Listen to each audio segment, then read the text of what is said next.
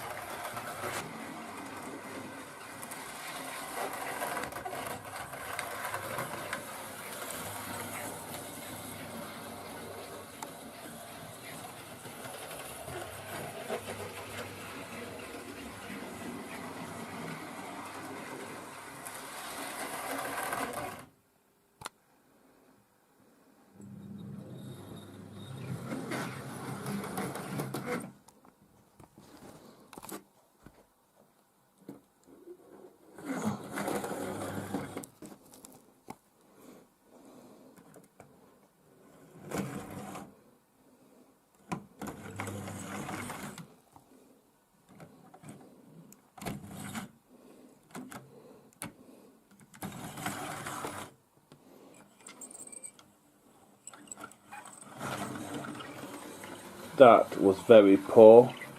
What was it? It's about 30, which is pretty high. That is very poor. Very poor indeed. Yeah, we managed that pretty terrible. The second radius and the point test. Very disappointed in that, if I'm honest with you. Stalling at every point, sometimes just stalling on the track. Not very good. And I had to be honest with my review, like I always am, and I couldn't recommend it to anybody. And the D-Class was a collaboration between Rails of Sheffield and the NRM and Dapple. So the D-Class review I put up on YouTube. And people agreed with me that it's bad. And even a few manufacturers as well agreed with me, because I shared it with them, that agreed it was a bad model. There's something wrong with the model. So ring up Rails of Sheffield and tell them I would like a replacement or refund instead of it. And the staff tell me that I am now banned from the shop because of my attitude towards the staff. And this is their words, not mine, I stress the staff out when I ring up. Like I said, the staff have never ever said, can you change your attitude, to me or my carer. They've never said that at all through any of the phone calls. We always make sure we're polite to whatever shop we ring up or manufacturer. We always make out we're polite, and they've never warned us about our attitude.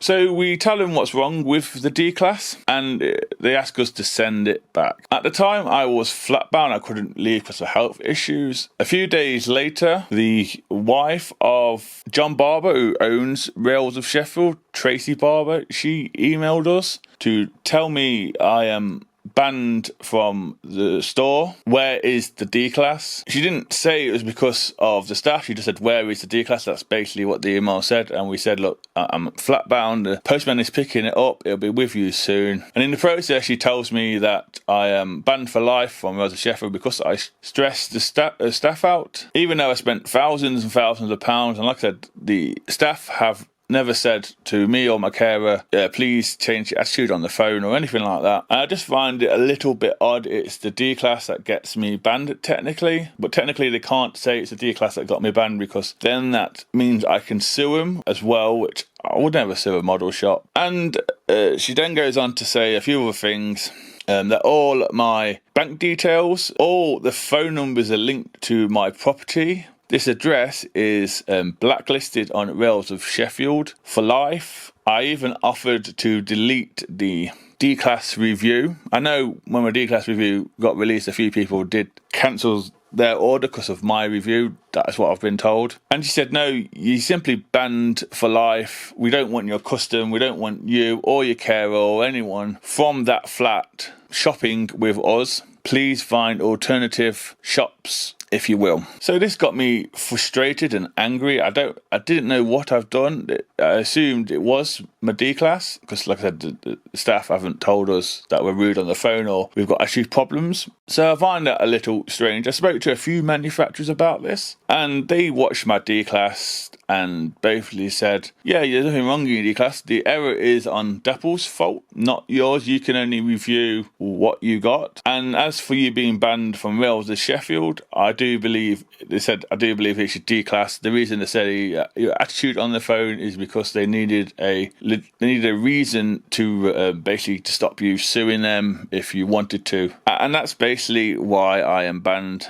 It's a bit of a hard story to understand, but that's the reason why I am banned. I believe it's my D-Class. They're saying it's the phone calls, but like I said, I've never had attitude problems, or I've never had a warning on a phone to say, can you please change your attitude in your voice, or can you speak to us a bit more respect? I've never had that at all. Never ever once. So I just find it a little bit odd. So I'm banned from all social media from there. When I type in their shop, brings up nothing. When people share their stuff, it says I can't see this. So I went from spending thousands of money to literally spending nothing. Like I said, for me, it's a hard one for me to understand, because I gave an honest review, but they're saying it's the phone calls, and like I said, I didn't have any staff didn't tell me to change my attitude. So for me, I believe, and a few others believe, it was my D-Class review that got me banned. And the reason they wanted me to keep my pre-orders with them is because I had about £2,200 worth of stuff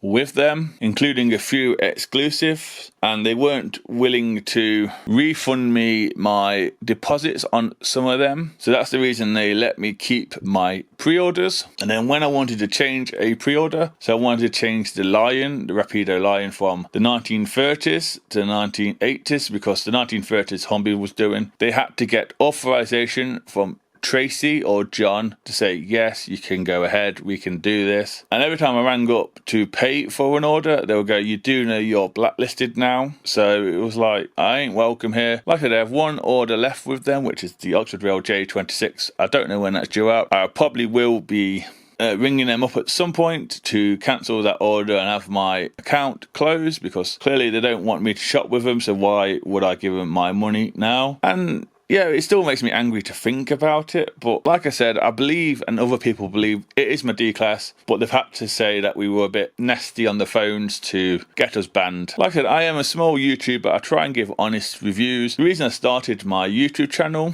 was basically to maybe make some friends online and review certain rolling stock or certain items that the bigger channels at the time weren't really reviewing. They normally went for the newer stuff. When I offered, can you review this model from this manufacturer, they'll go, well, especially Will, will go, well, no, we can't, because it's an old model. Nobody wants old models, they want the new ones. So that's the reason I started my channel. Maybe if I didn't start my channel and didn't start reviewing, I wouldn't be banned from Rails of Sheffield now, where I spent thousands of pounds, £2,000 a year for what, 11 years? So you work it out, that's a lot of money, and they have banned me. So yeah, that's the story. Sorry if it's a bit of a ramble. I have to try and make sense in my head before I say it. I'm doing my best to explain it. So yeah, if you've got any questions, please put them down in the comments and I will do my best to answer them. Like I said, that's the reason I got banned from Rails of Sheffield. If you stayed to the end, thank you very much. Hopefully I'll see you in the next video, so please take care and goodbye.